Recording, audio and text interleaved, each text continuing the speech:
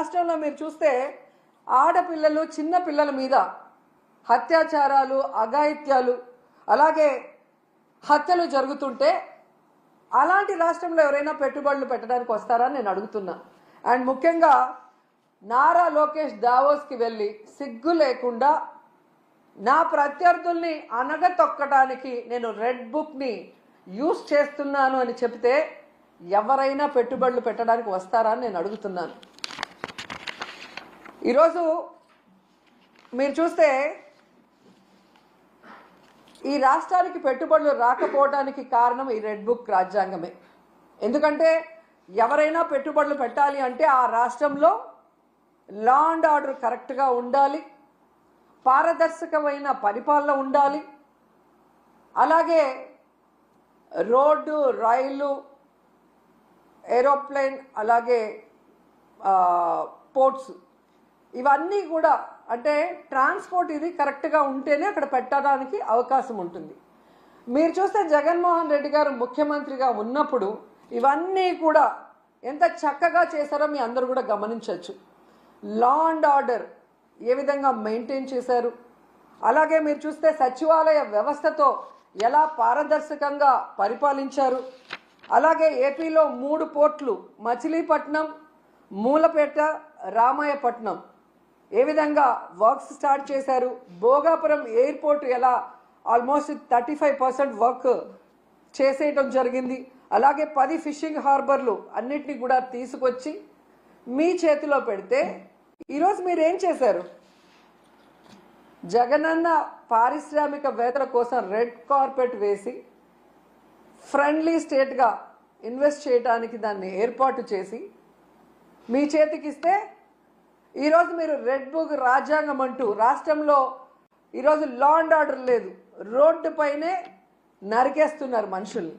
అలాగే ఎవరు నోరు తెరిసినా వాళ్ళ మీద కక్ష సాధింపుగా తప్పుడు కేసులు, ఒకటి రేప్ కేసు లేదా అటెంప్ట్ మర్డర్ కేసు లేదా SC ST కేసులు పెట్టి చట్టాన్ని కూడా తమ చుట్టాలుగా వాడుకోవాలన్న ప్రయత్నం చేస్తున్నది నిజం కాదని నేను అడుగుతున్నాను. అలాగే ఈరోజు మీరు చూస్తే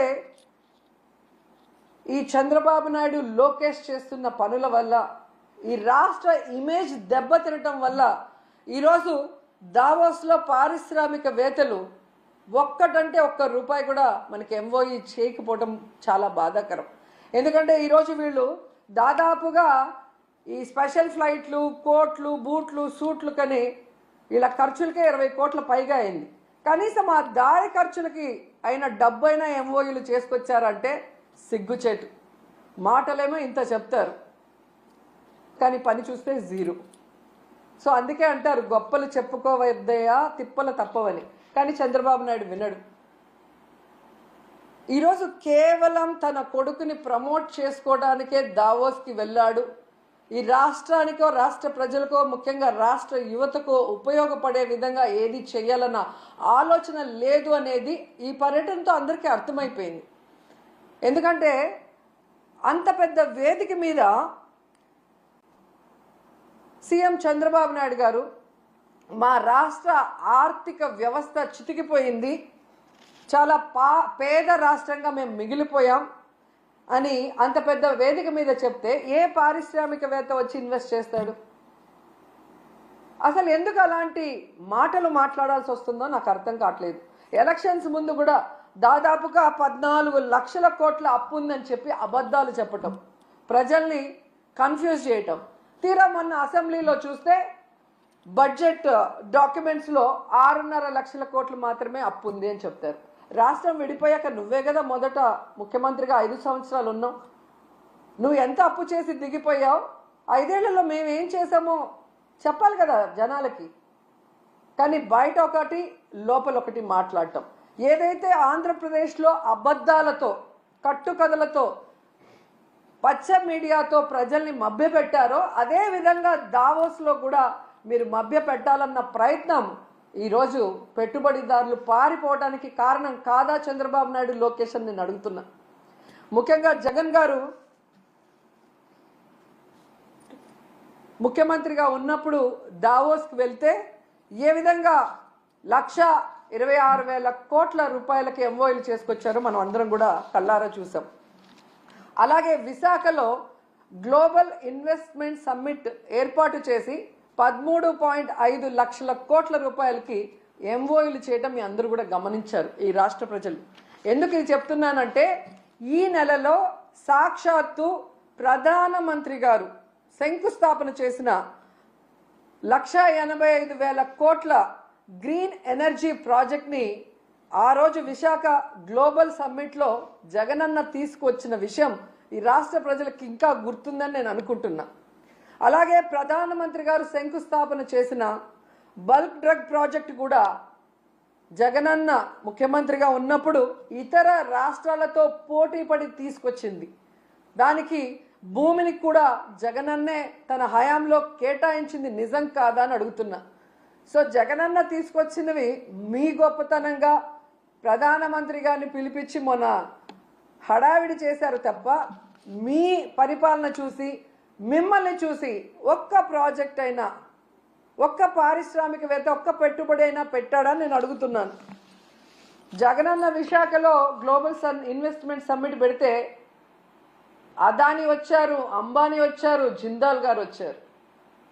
అది జగనన్న క్రెడిబిలిటీ, ఆయన సుపరిపాలన, ఆయన పారదర్శకమైన పరిపాలన, ఆయన ఫ్రెండ్లీ నేచర్ పారిశ్రామికవేత్తలతో, అలాగే ఈజ్ ఆఫ్ డూయింగ్తో ఏ విధంగా పారిశ్రామికవేత్తలకి అందుబాటులోకి అన్ని తీసుకొచ్చారో అందుకే వాళ్ళందరూ రావటం జరిగింది. కానీ మీరు మీ హయాంలో ఒక్కరంటే ఒక్కరు రావటానికి భయపడుతున్నారు అంటే దానికి కారణం మీ అరాచక రెడ్ బుక్ పాలన కాదా అని నేను అడుగుతున్నాను. ఈరోజు ఇన్ని మాట్లాడి వెళ్ళిన మీకు ఉత్త చేతులతో తిరిగి రావడానికి సిగ్గు లేదా అని అడుగుతున్నాను. ఏ మొహం పెట్టుకొని ప్రజలకు ఏం చెప్పాలనుకుంటున్నారు? మీకేం కొత్త కాదులేండి. పక్క రాష్ట్రాల వాళ్ళు పెట్టుబడులతో వస్తే మీరు కట్టుకథలతో వస్తారు. ఎవరి మీద తోసేద్దామా, ఏం చెప్పి తప్పించుకుందామా అన్న కార్యక్రమం మీకు తెలిసినంత బాగా ఎవరికి తెలియదు. దీనికోసం కాదు మీకు ఓట్లేసింది, మీకు అధికారం ఇచ్చింది, మీకు పదవులు ఇచ్చింది. ఇప్పటికైనా ఈ రెడ్ బుక్ అరాచక పాలనని మానేసి ప్రజలకి మీరు ఏదైతే ప్రామిస్ చేశారో ఆ ప్రామిస్ని ఫుల్ఫిల్ చేస్తూ ఈ రాష్ట్ర పరువుని కాపాడమని చంద్రబాబు నాయుడుకి, లోకేష్కి, పవన్ కళ్యాణ్కి తెలియజేసుకుంటున్నాం. ఎందుకంటే పవన్ కళ్యాణ్ గారు ఏదో మత్తులో మాయలో ఉన్నారు, చంద్రబాబు నాయుడు మత్తు మాయలో. కనీసం దావోస్కి మిమ్మల్ని తీసుకెళ్ళలేదు అంటే మీరు వెళ్తే పెట్టుబడులు రావని మిమ్మల్ని తీసుకెళ్లేదా పవన్ కళ్యాణ్ గారు?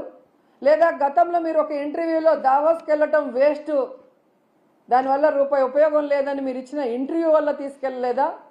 లేదా పవన్ కళ్యాణ్ వస్తే లోకేష్కి ఇంపార్టెన్స్ తగ్గిపోతుందని తీసుకెళ్ళలేదా?